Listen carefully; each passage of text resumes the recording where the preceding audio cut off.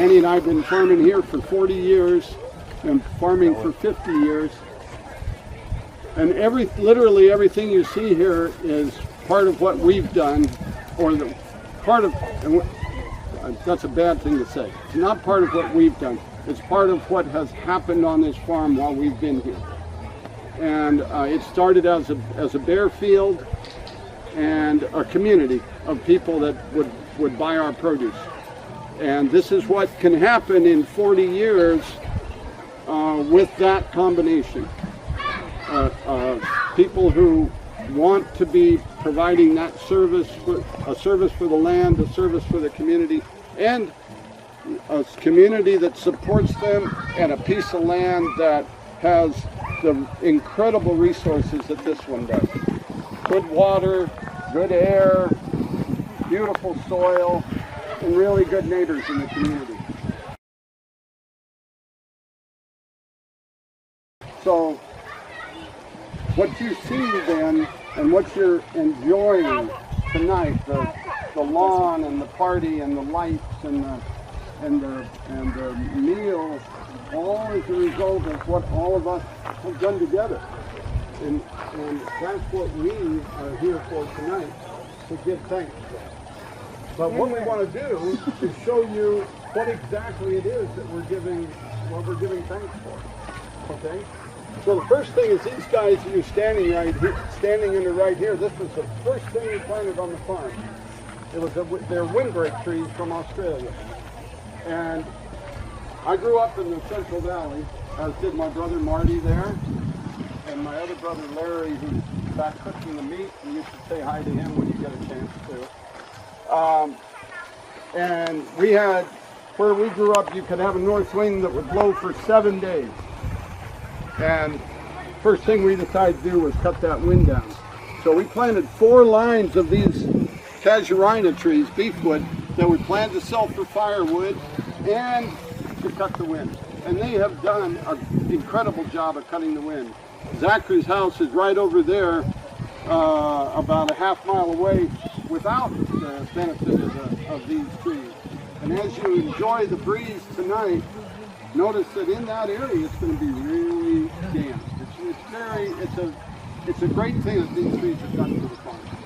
Great for our fruit, great for our vegetables, because wind is one of the things that is very destructive in high wind.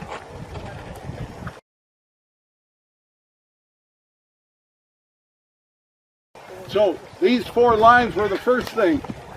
Those citrus trees there are our winter income. We depend on income on the farm 12 months out of the year, because number one, California, this climate, we're capable of doing it. Number two, the finances and the economics of farming demand that you have income from the land you're producing. Now we try to get 1 crop or 2 out of a piece of land, out of any piece of land, and then we have right over there you can see what right now is a fallow time for it, and that's what that is a farmer's nice way of saying I didn't get the cover crop in, so it's fallow. But the aim in general, unless you want to just break up a cycle, the aim in farming is to always have a piece of something growing in that ground. It doesn't mean it's not alive when it's fallow. There's a lot of life in that soil. It's down a little bit, it's subdued a little bit, but anybody that's gardening knows that the minute you put water on it, it comes to life. So fallow is not a bad thing.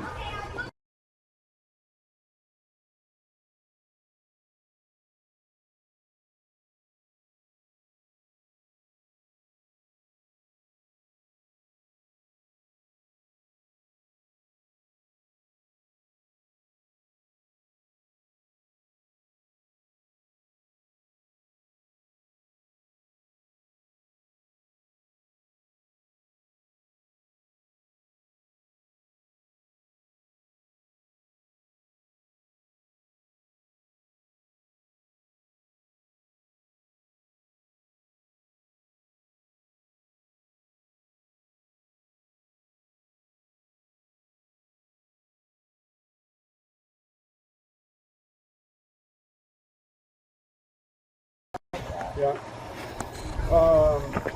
Anybody who's been on this tour before knows that one of the emphases that we always put into the discussion is habitat for an increasing diversity of life. And as we've gotten older, we've realized that life is life. It doesn't matter really what it is. You just need to be aware and be in the process trying to increase life as part of what we do. Increase the diversity of it, increase the quality of it, each one of those little breaks in the field has below it an entire little habitat for insects, insects that are beneficial to us, insects that are destroyers of what we do. What we try to do is just as in a forest or in a meadow or in a swamp, almost any ecosystem, what you try to do is increase the diversity so no single one can get out of control. And that's what we're trying to do with having small pieces with habitat all around. And we've got a lot of habitat here and a lot of species diversity. Very active. Yeah, Allie this year has declared war on the ground squirrels. And Zach's her big gun. Yeah. True. But there's been basically what the story is we have ground squirrel problem. We don't want to eradicate them. They're part of what makes this place what it is.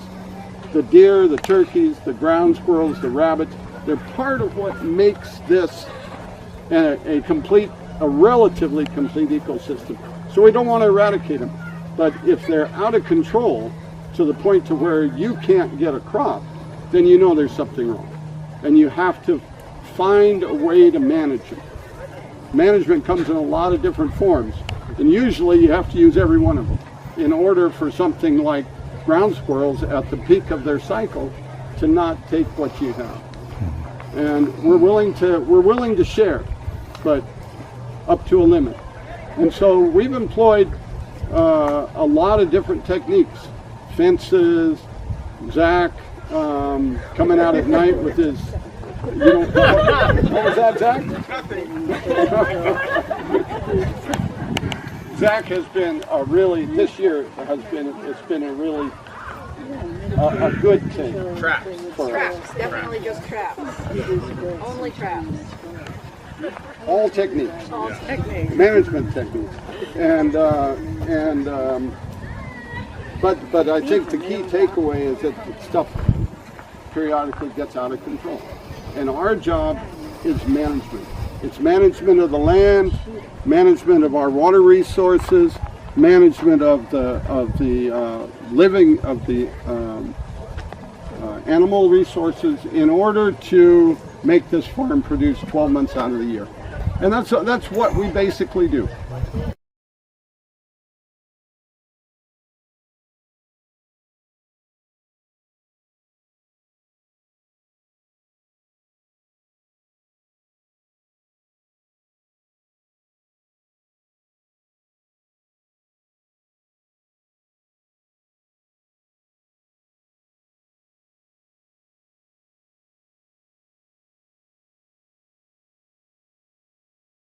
Down here, but it's really tight, and that's on purpose. You can see we've got the sides have, this is all places, this is all hiding places, all habitat. It's a great place to develop diversity. And if we just had two berms on either side, there's not a lot of diversity that'll be developed from that. Not to mention you won't get much shade.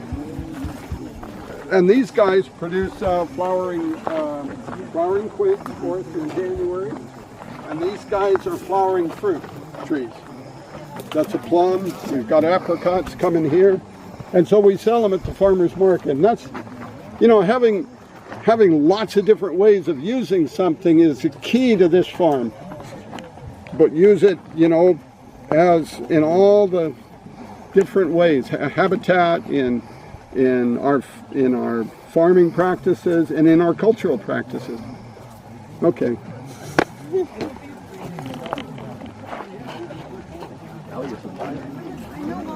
I can't find an angle in.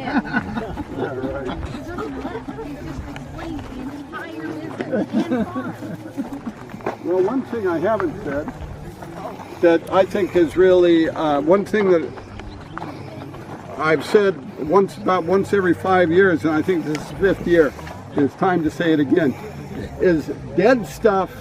If dead stuff on a farm is not a terrible thing, like a fallow field, or like a dead tree, or like rotting stuff on the ground, is not a terrible thing, because what we've come to realize is that death doesn't mean absence of life. It's a transforming of life. And so if you want to have a complete ecosystem, you have to have the stuff that knows how to decompose what's died. Okay, it's just like if you have a stick on the ground, you may want to mulch it up, but there's got to be life to turn that stick into something that's going to renew the plants for another year. So it's not a bad thing. You'll should be able to walk through here and see dead limbs. If you're lucky, you'll see a little woodpecker hole in one of them. You know, there's a whole diversity of ecosystems that need to have dead things, need to have death to be there. And if we keep everything alive all the time, if we don't provide a cover of dead grass, then there's a whole section of life that never happens. So if we take a cover crop and always mow it under green, we'll have a beautiful life section there, but there'll be a section that never got to deal with the dead stuff on top. So, you know, death is life again. It's just a transformation. And you see that you learn that on the farm. One of the really beautiful things that you learn. Right? Yeah, that's so nice of you to tell these people that, because I feel like while working together, all I hear about is the things we have to do to clean up all the dead branches and pull off the bark filled with beetles. That's because it's a I never-ending. don't hear that lecture ever. It's a never-ending job. I know. And like anything, it can get out of control. I only hear that part. It's true, I have been a little bit harsh on occasion, but not very much. Only for like 38 minutes. Small window. We have emphasized California natives in our hedgerow here, because we'd really like to see the California habitat come back.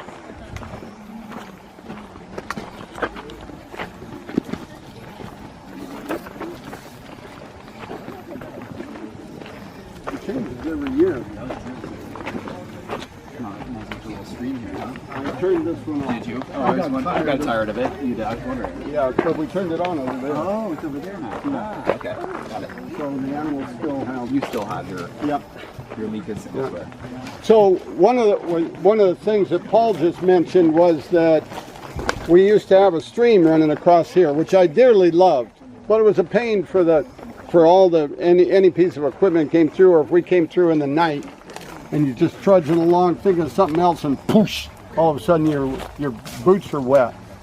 So we turned that one off and turned this one on, and what we're trying to do here, this is really dry country, and what we're trying to do here is provide a watering hole like you'd see in the desert or anywhere where animals can congregate, or they can come in and take a sip and leave, and to encourage some of the higher mammals that need a little more water, the deer and the foxes and the There's your deer. Yeah, just, You got a deer there? yeah.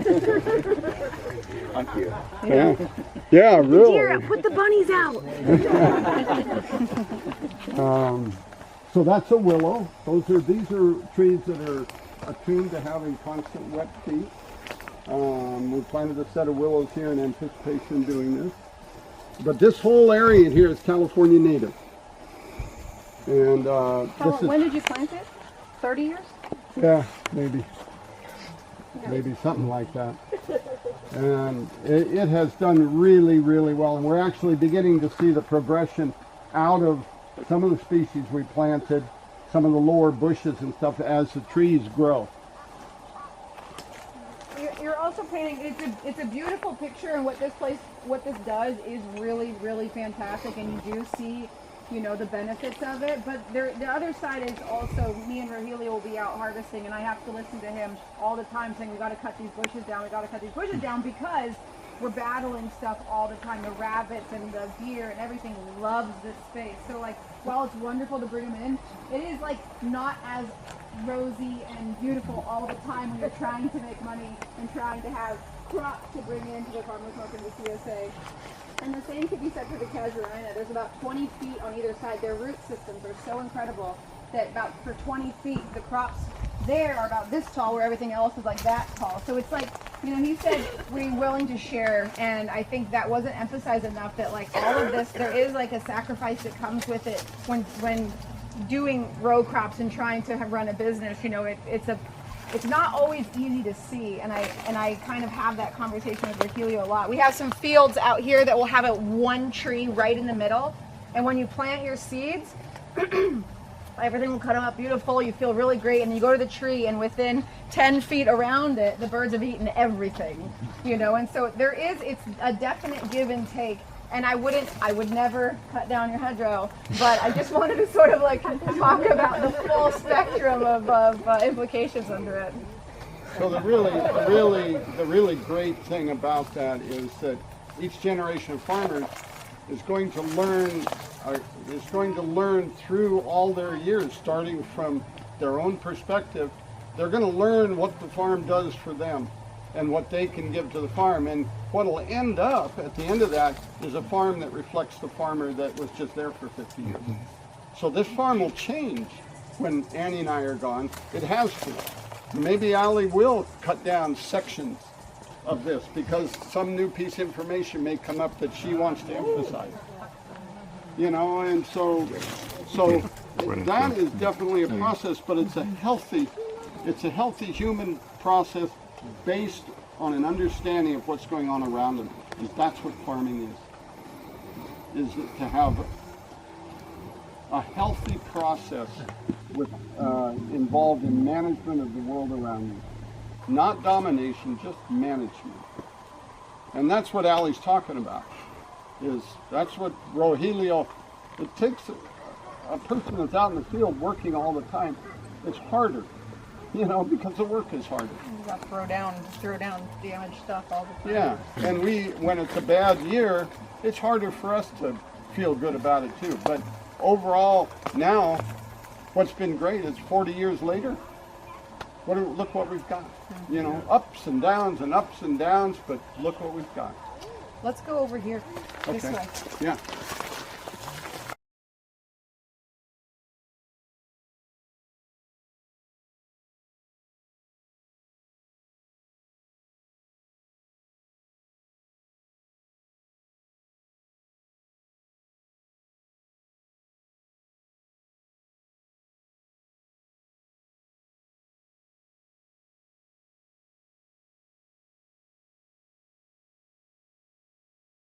But this one's really nice. This has our flowers, our summer flowers in it, and our cherry tomatoes that are woefully late. Most farms have had like 2 plantings produced, and we're just starting to get our first. And some squash and cucumbers, but it's really nice. We have our apricot, our Blenheim apricots here. These were planted when my parents first got here, so they're about 40 years old, and have really been our kind of steady summer, like big hit. This is a thing we all sort of brace ourselves for because it's such an undertaking. But they're delicious. So, okay, fence is open. Let's go take a look in here. These are your flowers, huh? They're so beautiful. Just tell them how nice it is to come out here and pick them.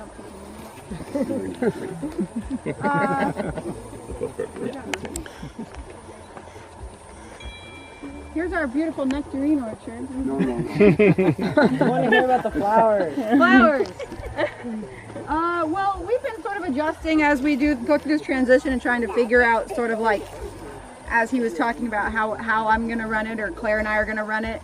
And what I'm finding is that we're going to have to like bring things down a little bit before maybe growing back up. And so one of the areas that I kind of came in through the flowers, but I've found that they're super labor intensive, and especially in the summer when it's hot and everyone's on vacation. And so I'm starting to find areas in which I can reduce a little and like lighten up on labor and try to make it all work. And so we used to probably maybe do double of that, but now it's kind of simplifying and turning it into something that I can sort of manage and keep track of while I'm doing other things as well now. So. You know, marigold, zinnias, and coxcomb. It's like the classic trio in California. Do you have another field too? We do. It's actually kind of far though. I don't think we're going to make it there. Behind us is the peaches. But yeah, this is on this section. We have 10 acres back by Zach's house, and it's way more open, as Jeff was talking about. And so we have big long fields there, and that's where our peppers and eggplant and basil and parsley and all that's over there. But it looks very similar to this. Really, I mean, we have a really diverse, small farm, and so you'll never see a field full of any one thing except the orchards. And so they end up, the summer fields are the most beautiful because it's just so lush and colorful. The squash plants, I love the squash plants. It's just a little bit of a lot of things, which really kind of compounds the diversity that he was talking about with the hedgerows and bringing that plant life in. And you know, in the mornings when we're out here picking, you'll see hummingbirds, you'll see butterflies, moths, bees, wasps, bumblebees. Like there's just so many different things all humming about in here. Yeah, it's neat. So the other thing is the history of this. As Annie started doing flower bouquets as part of our business almost from the first moment, but she knew a lot more of what she wanted in a bouquet than what she could grow. And so this little thing, almost nothing, is the product of 40 years of experimentation between Annie and now 10 years with Allie, getting the varieties that they want that will look good, hold up, complement each other in form and in color. Produce a lot. That'll produce a lot, so that they can make a beautiful flower bouquet. And they can do that in like 9 months out of the year. So that requires that these fill a certain 2-month niche, but they're way different than the flowers that Annie and Allie had in 3 months ago, that were all those beautiful spring bouquets. And over that 40 years, they have become experts at knowing what people want, knowing what'll sell. We have that incredible farmers market there where we get instant feedback from people, because what you come home with is what they don't want. So we might as well not offer it at stores. It also kind of speaks to, I mean, everything we grow, we have basically figured out for us, and in this piece of property, what produces well for as long as possible, because we don't have enough space nor enough laborers to pick the stuff that is a lot of plants and a little bit of product. And there's a lot of that out there, you know, real specialized stuff. You end up walking the field a lot to find the one striped eggplant, you know, so we can't do that. And so we find the items, and it's flowers for sure, but also in our vegetables that just produce really well, that are hardy, because we abuse almost everything we have, you know, and so that's kind of how we, with this small piece of property, can then make enough income to keep the cycle going, you know.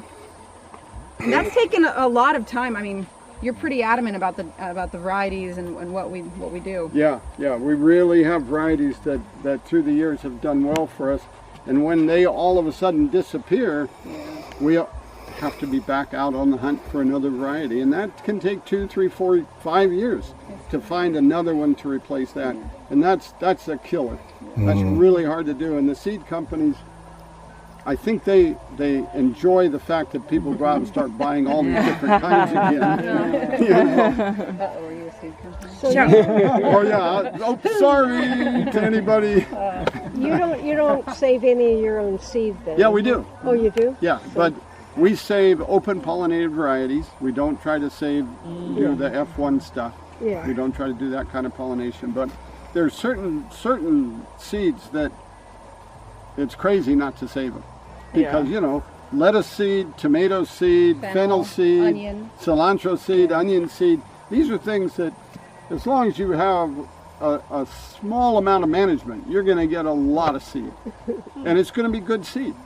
You know, you just want to make sure that you get viable seed. So you want to give it the right amount of water at the right times. But we save a lot of, over the years, we've saved a lot of onion seed, a lot of lettuce, tomatoes. Yeah. But not the flowers. Not so much on the flowers. Yeah. Nope. So is that all squash in the back? Cucumbers beyond, but yeah, there's about 5 or 6 beds here of squash. Yep, and Rogelio is just an angel and picks it every single day except Sunday.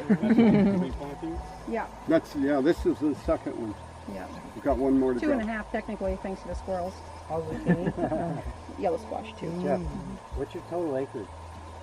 20 here, and then we have another 6 over on the land that Zachary's living on. Yeah. And we rent that.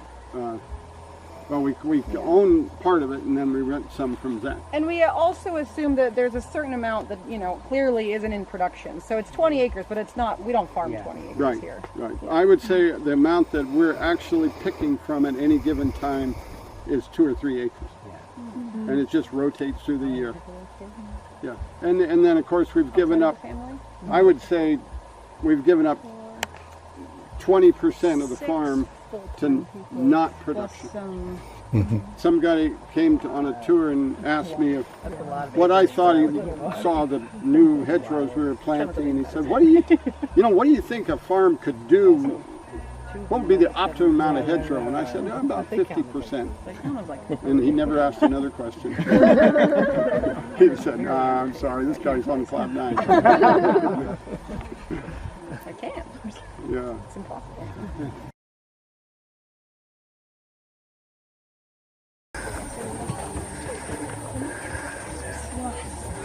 Well, so these apricot trees are the oldest trees on the plate. They're 40 years old. Wow. And they, that right over there was planted to peaches at the same time. And so it's a really nice example of the difference in trees. You look at these trees that are not being impacted heavily by the casuarinas, those are down there. And these are fully mature and aging trees, but they, being apricot, they're going to be like this for a long, long time. Whereas the peaches, we probably should be on our 3rd if we were going to plant just orchard in there. We are on our 3rd. We are. Yeah. Where's we planting? This is a new peach orchard right there. But if we were going to do it, yeah, okay, yeah. So that one was planted by my. I planted it, and my dad and I budded it over to Royal Blenheim apricots and Suncrest peaches and Flavorcrest peaches. And what we have over here now is Suncrest peaches and Flavorcrest peaches and O. Henry's. And those are the varieties that have been, you know, they've been the varieties that have been the best eating peaches that we could come up with for this area, for this place. And we've tried some others, tried other stuff, but those 3 are real special for different reasons. You know, the Suncrest is a very soft, juicy peach that you can barely pick when it's ripe, you know, because it falls apart. And the Flavorcrest is a lot like the Suncrest, except it's really durable. It really, well, you can pick that when it just barely gives, and put it in the box. It won't show your finger marks, nothing. Take it to the store. It'll be good in the store 2, 3, 4, 5 days. The color of it is a little higher than the Suncrest, and it just, people gobble it up, and it's a really great tasting peach. And then Where did you get them? Where did you get them? From an old guy. Sounds right. When I was young. Is the Flavor Fest like a hybrid of a? It's a sport, or it's bred off of the Suncrest. Yeah, the crest line. What's cool is that Grandpa and you grafted and budded that orchard, and then I have memories of doing the same with you there when I was like 10, and then we were out here a couple of years ago doing it and having little Odie running around and thinking, all right, you've got a few years to Get your mature, budding knife out. and then we're going through it. Yeah. Yeah. Anybody that wants to see what a new young orchard looks like, should take a walk over there, because it's beautiful. It's really beautiful. What are they got?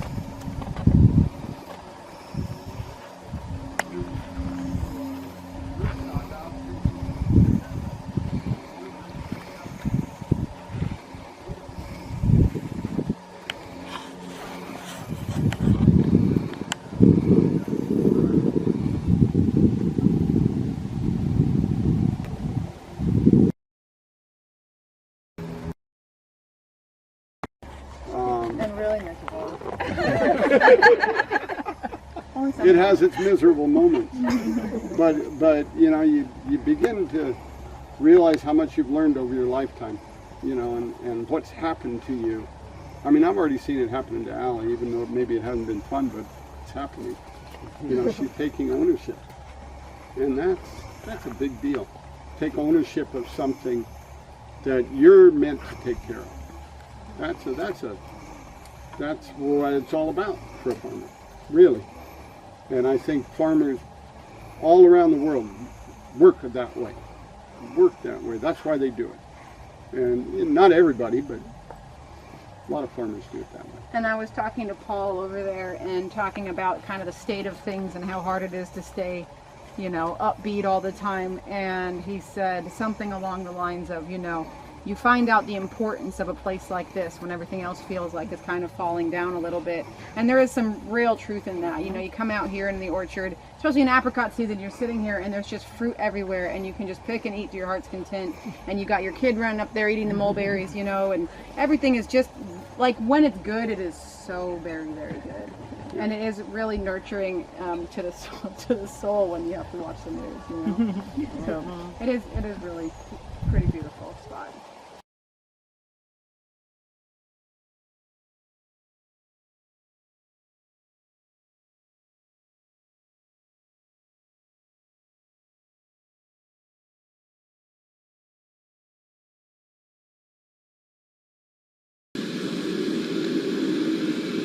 Do not tell the farmer about the land.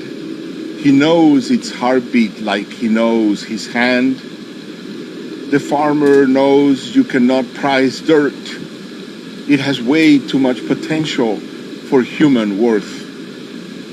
The farmer won't bother with our fear of the storm. He knows in the rain, new life is born.